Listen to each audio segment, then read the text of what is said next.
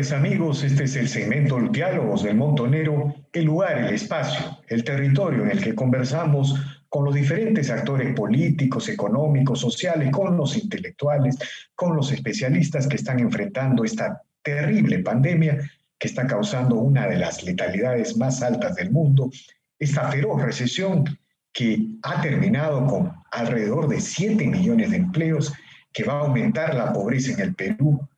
Y bueno, tratamos pues de explorar los diagnósticos, la situación, las alternativas. Uno de los grandes problemas que ha generado el curso de la pandemia y la situación de emergencia es la obligación o el camino forzoso de digitalización de la educación. Y en este camino hay un sector privado y hay un sector público. Han habido respuestas variadas y alternativas diferentes.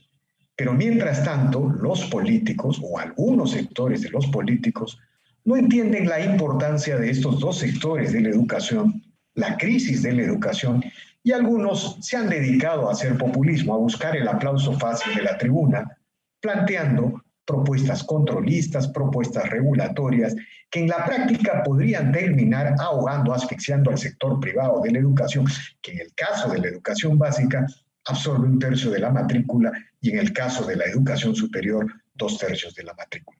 Bueno, para conversar sobre estos temas, hemos invitado al señor Gonzalo Galdós, ex rector de la UPC, un reconocido gestor educativo, uno de los cofundadores de Innove School, ahora está gestionando Future School, otro conglomerado de colegios, y él ha tenido la gentileza de aceptar este diálogo, esta conversación. Buenas tardes, señor Galdós. Gracias por aceptar esta invitación. Muchas gracias por la invitación a ustedes, siempre paladines de la defensa de principios elementales en nuestra sociedad, y gracias a ti, Víctor, por la invitación. A tus órdenes. No, un honor, señor Galdós. Bueno, la primera pregunta que le quiero plantear es la siguiente. ¿Hay alarmismo cuando se dice que estas propuestas que buscan controlar precios, que buscan establecer rebajas o porcentajes de rebajas, en el caso de las pensiones educativas, o en el caso del Ejecutivo, que promulgó un decreto que obligaba a los centros privados a establecer sus costos fijos y variables y negociar con los usuarios? En estas normas o en estas iniciativas hay un peligro de, digamos, asfixiar, ahogar al sector privado de la educación, o estamos siendo simplemente alarmistas? Diría, para empezar, que la educación está enfrentando la crisis más grande que ha habido en su historia.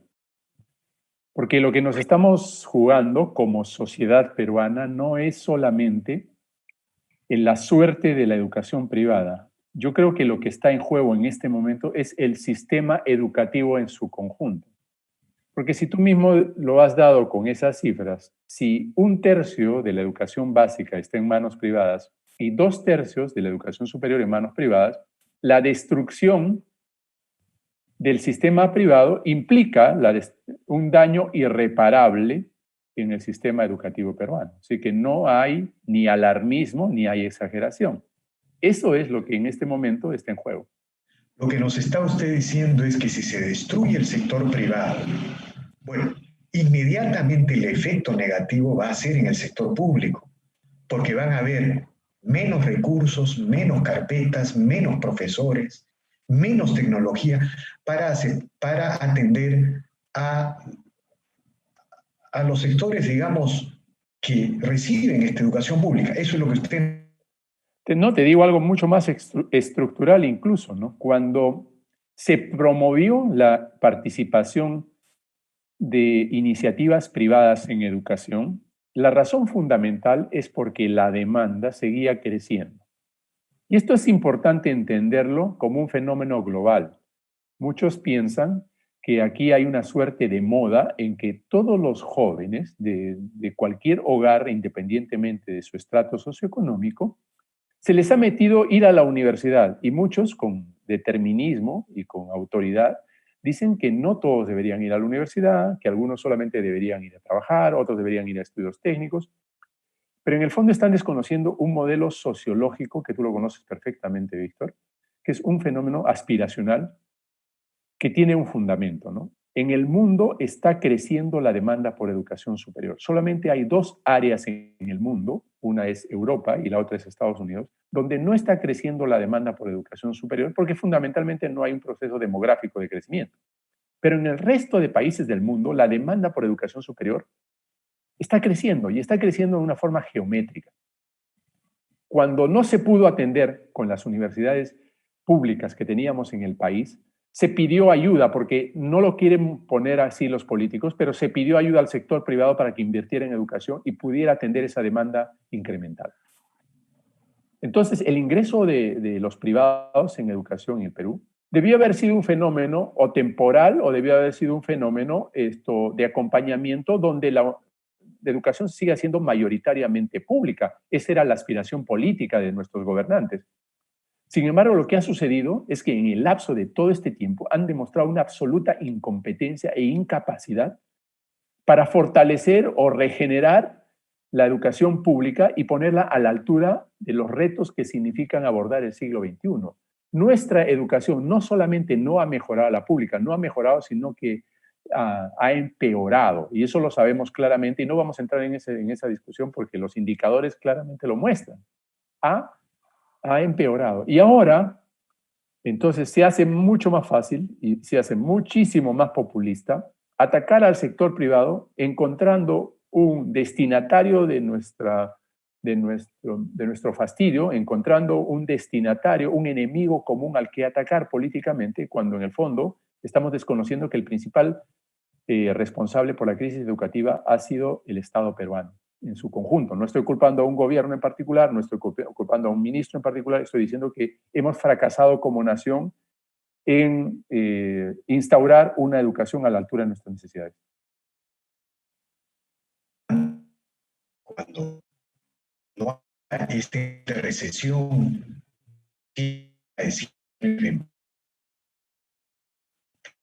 Te perdí la última pregunta, Víctor. Señalado, cuando no había recesión, la tendencia de las familias de los sectores populares, incluso de los sectores pobres, era buscar colegios privados, ¿no?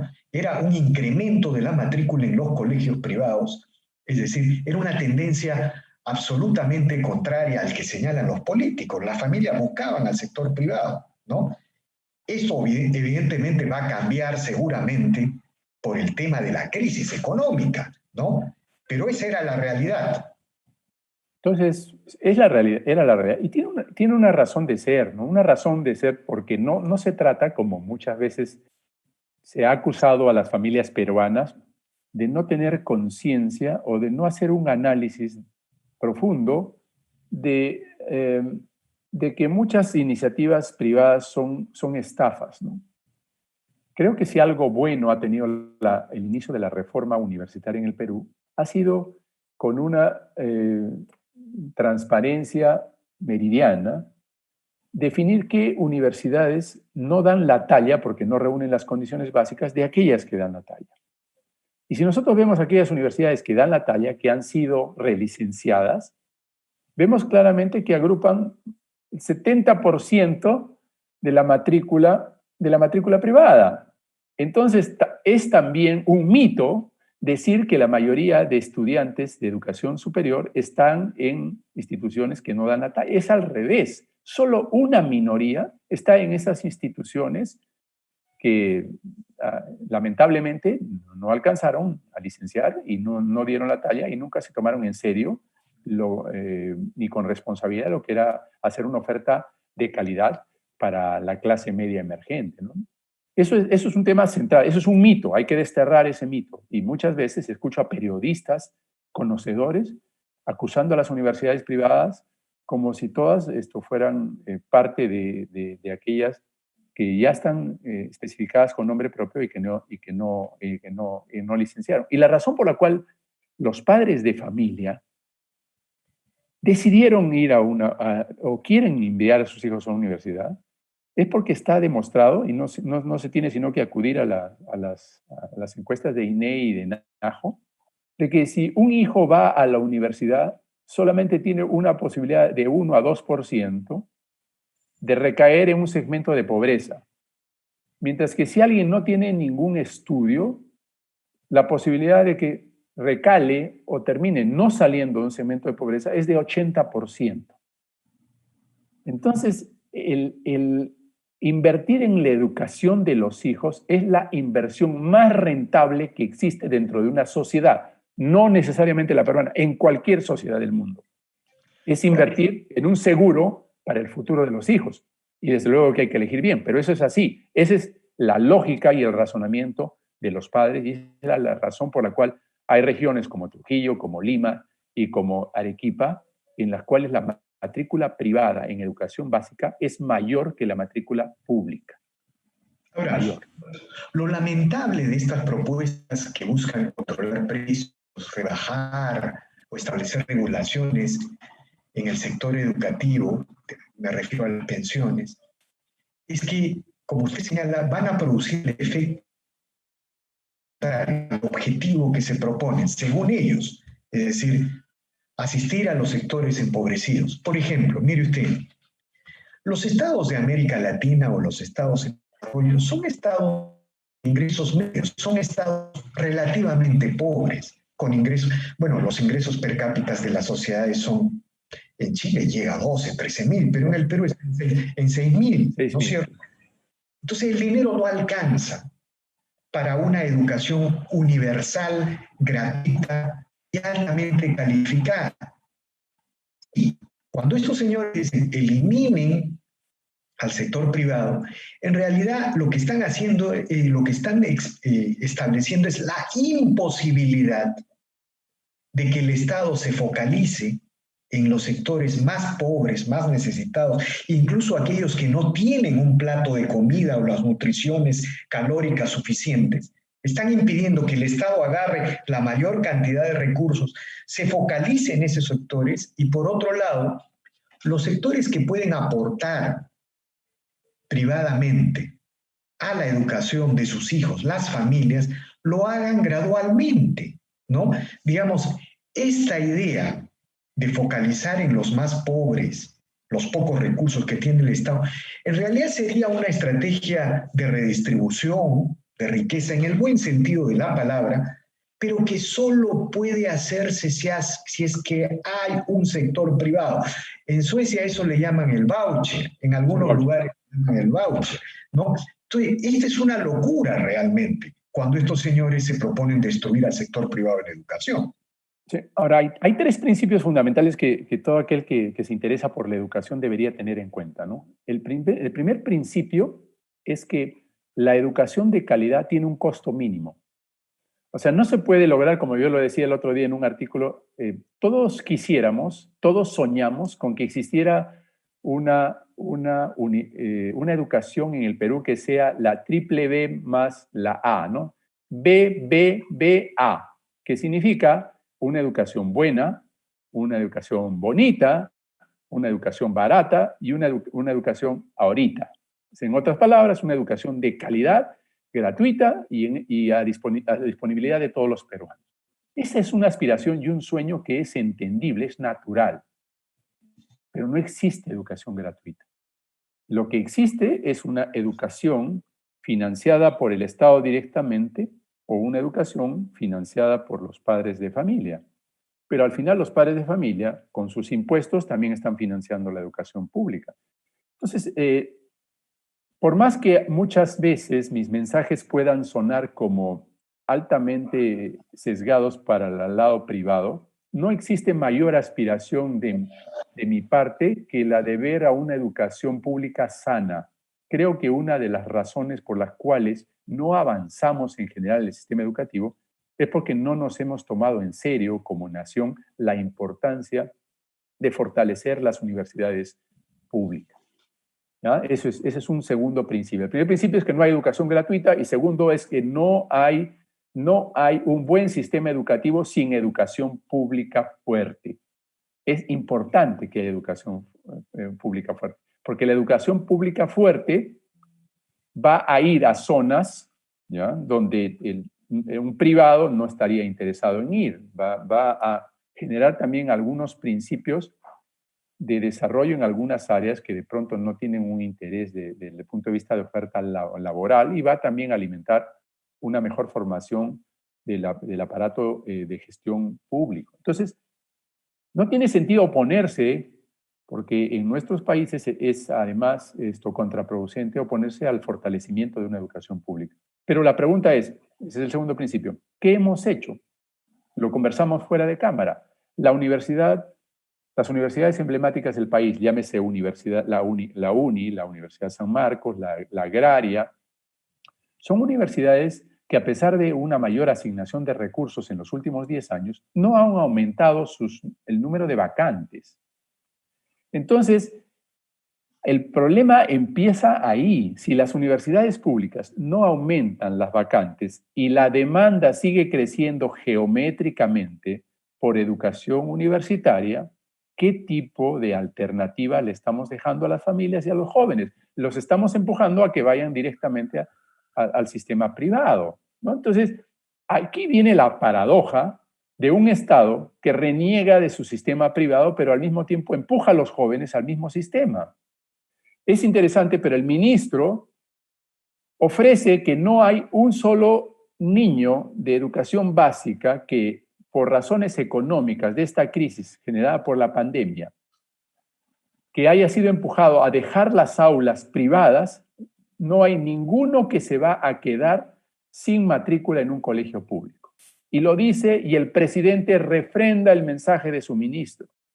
Y luego dicen que hay 140,000 solicitudes de niños, de familias, de colegios privados que quieren moverse al sistema público gratuito. Y luego vemos hace menos de una semana las noticias alarmantes que 123,000 de estos niños no han conseguido matricularse en un colegio público. Porque simplemente no hay vacantes. No solamente no hay vacantes, sino lo siguiente. Una cosa es ser populista ofreciendo vacantes como un número, y otra cosa distinta es decir, calzar a los niños de un determinado distrito que están interesados y que no se van a mover las familias a vivir a otro lugar solamente para acceder a un colegio público. O sea, se trata no solamente de si hay las vacantes, sino dónde hay las vacantes y si esas vacantes calzan con los niños que han dejado el sistema privado. Ahora, digamos, lo que no entienden estos sectores populistas, tanto en el Ejecutivo como en el Congreso, bueno, parece que hubiese una competencia. El Ejecutivo tiene este decreto sobre los costos fijos variables, la obligación a negociar con los usuarios. Los centros privados están obligados a presentar costos fijos y variables y a negociar con los usuarios.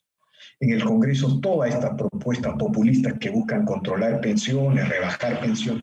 Lo que no entienden estos sectores es que la destrucción del sistema educativo privado simplemente implicaría, como usted ha señalado correctamente, la destrucción del sistema educativo nacional, porque no habría Estado, no habría recursos para absorber, peor aún con un Estado que tiene 10% de déficit hoy día proyectado al año. ¿De dónde? Gran injusticia. ¿Sí? En esta pandemia, el sector público ha tenido, como se dice en inglés o en ese anglicismo, una performance, y el sector privado ha tenido otra performance. Por ejemplo, la educación digital, la educación a distancia, fue atendida inmediatamente por el sector privado en sus niveles básicos y superior. Los colegios públicos recién en junio, al parecer, empezaron a ponerse al día. Todo esto es absolutamente injusto, irreal, que no tiene contacto con la realidad. ¿No es verdad? Es que aquí estamos hablando de un tercer mito. Estamos hablando del mito de que la educación privada es un negocio, generalizando, y que es un negocio, una suerte de caja negra, donde el margen es ilimitado y que si abrimos esa caja negra, los políticos piensan que van a encontrar ahí cómo es que se ocultan todos esos millones, cómo que se oculta toda esa riqueza que se va generando. Y no hay que sino acudir a estructuras internacionales, estudios que hay sobre la educación privada, que claramente indican Y no hay que ser un genio, no se necesita abrir los estados financieros para descubrir algo tan elemental como esto. Entre 60 y 70% de la estructura de costos de una institución educativa, ya sea educación básica o posgrado, que puede incluso aumentar, es el costo de los profesores, la planilla de profesores. Entonces, cuando estamos pensando que abrir la contabilidad de las instituciones educativas va a ser descubrir el engaño de la educación privada, es un mito y es un mito que ya se rompió. Ya la educación privada, las universidades pusieron a su disposición sus estados financieros, sus balances, etcétera, desde hace varios años cuando fueron licenciados por SUNEDU. Y ya el ruido bajó completamente porque ahí se vio claramente que no solamente los márgenes son muy razonables, sino que las instituciones que logran tener algún margen o algún tipo de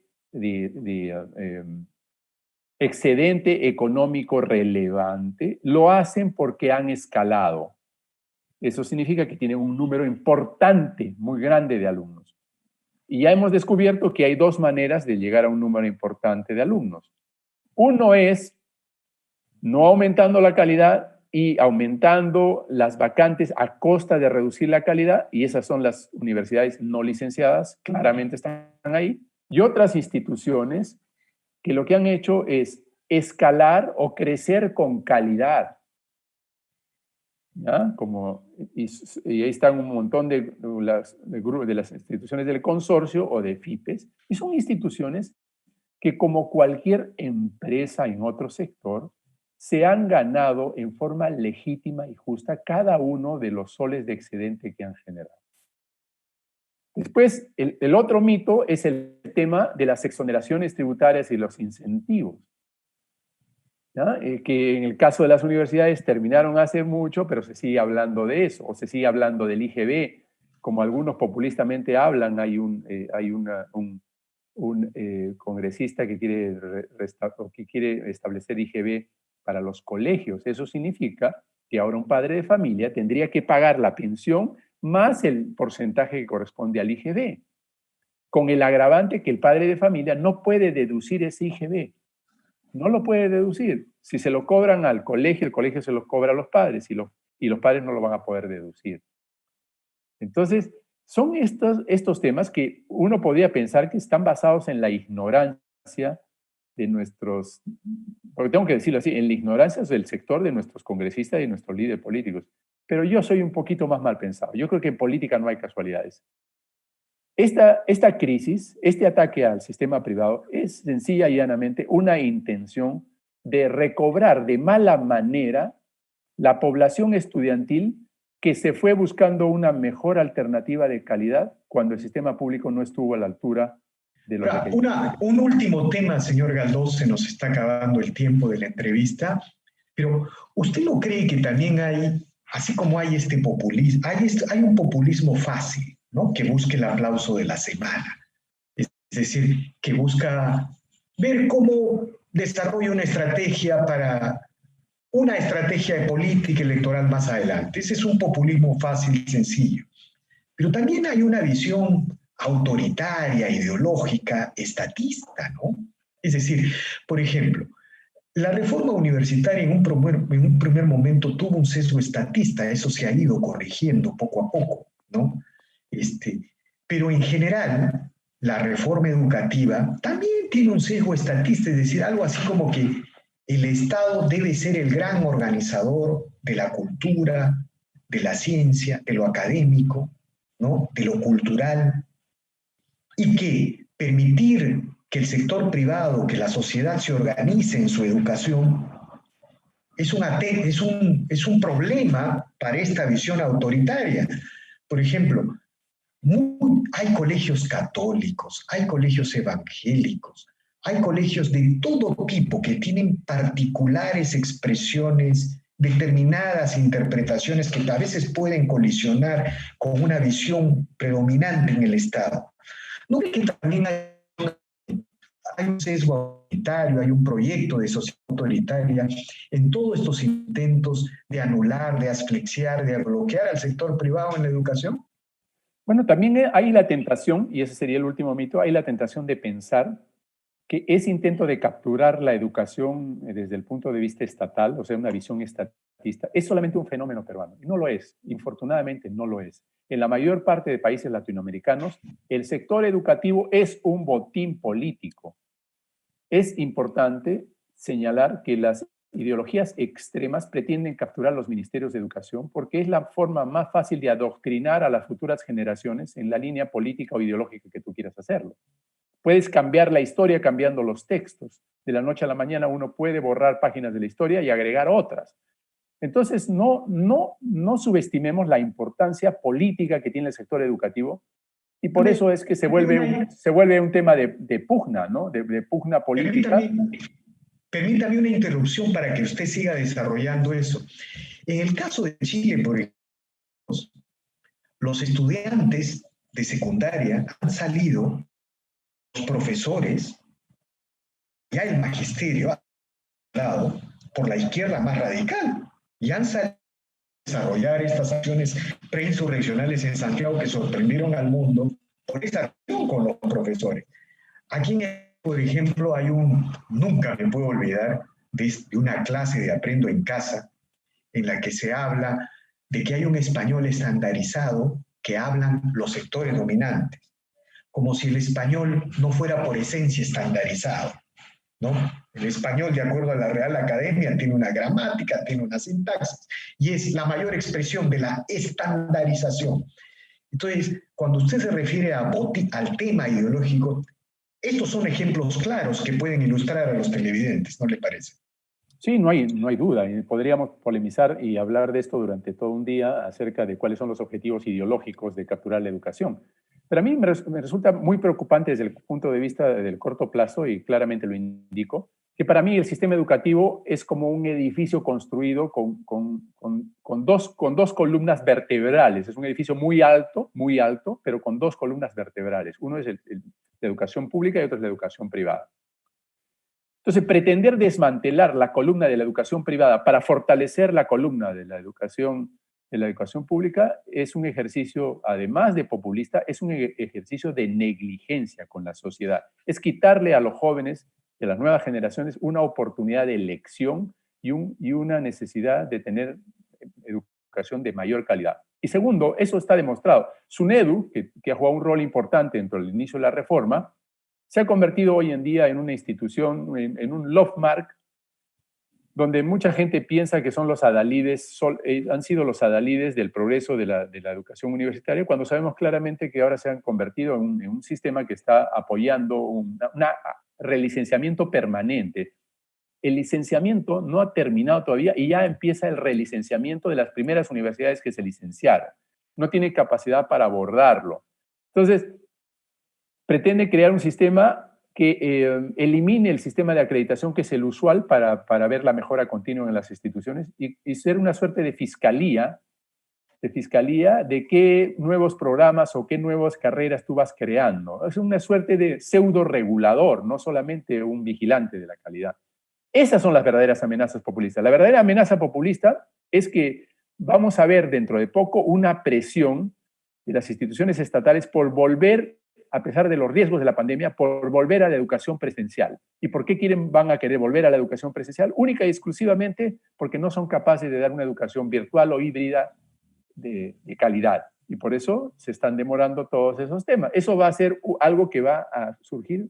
Y si fuera realmente de interés de parte del Estado y del gobierno mejorar la educación, ¿por qué tenemos ministros de educación que como promedio en los últimos 10 años no llegan ni a 9 ni a 10 meses de gestión?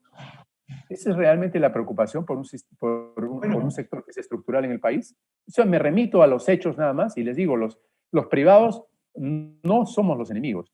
El enemigo es esa mentalidad retrógrada que hace que tengamos una regulación obsoleta y que no tengamos la capacidad por reconocer nuestros errores y por innovar como tenemos que hacer como sociedad para tener una educación a la altura de las expectativas de las nuevas generaciones. Y eso es un deber que tenemos que atender. Muy bien, muchas gracias, señor Galdós. Qué interesante esta frase que usted acaba de señalar, el relicenciamiento. No termina el licenciamiento y ya están volviendo a licenciar a las universidades licenciadas. Eso es estatismo, es burocratismo, ¿no? Solo hay que recordar que el sistema norteamericano de educación, donde está la IFLIC, licencia, el Estado federal licencia por una sola vez, en tanto que la acreditación es un el Estado no está interviniendo sobre una universidad para decir es una universidad una y otra, porque eso significaría poder, ciencia, lo académico, lo cultural, lo ideológico, extremadamente sobredimensionado. Es la acreditación de la sociedad lo que hace que la universidad sea viable, ¿no? En Perú las cosas están invertidas. Basadre, Víctor, Basadre decía que los grandes enemigos del país son los congelados, los incendiados y los podridos, ¿no? La verdad que a los podridos los podemos identificar bastante bien y rápido, ¿no? Y a los incendiados también porque corren con una antorcha, ¿no? Lo que está haciendo el Congreso hay que tener mucho cuidado porque yo no creo que no haya discrecionalidad ni una intencionalidad detrás de esto, porque lo que quiere el Congreso es incendiar la pradera. Porque cuando uno incendia la pradera no se puede ver a los autores una vez que la pradera está incendiada y no se puede ver los que ya estaban en cenizas o los que nunca llegaron siquiera a brotar como si fuera hierba, ni como hierba mala ni como un producto real. Quieren incendiar la pradera para arrasar con el sistema y que no se noten las diferencias porque a lo mejor ellos nunca dieron la talla, ni los políticos, ni los que hicieron pseudoeducación. Y hay que tener mucho cuidado con esas intenciones. Pero lo que más me preocupa, Víctor, y ahí me permito con mucho respeto incluir a los padres de familia, es que los grandes enemigos para mí de la sociedad peruana son los congelados, somos los congelados, somos aquellos que nos hemos quedado petrificados, venerando un sistema que no ha cambiado durante muchos años, venerando la costumbre y la tradición, y no nos hemos dado cuenta que si no somos innovadores, que si no rompemos esquemas, que si no somos capaces de cuestionar lo que hacemos para relanzar nuestra nación a la altura de su potencial, realmente estamos cumpliendo un rol que ni siquiera llega a dar la talla como ciudadanos. Los congelados tenemos que descongelarnos, tenemos que actuar, tenemos que opinar y tenemos que impulsar esta sociedad, Víctor. Eso es la preocupación más grande que tengo. Muy bien, señor Galdós, infinitamente agradecido por este diálogo. Bien, amigos, esta ha sido una nueva edición de Diálogos del Montonero. Regresamos en la siguiente edición. Gracias.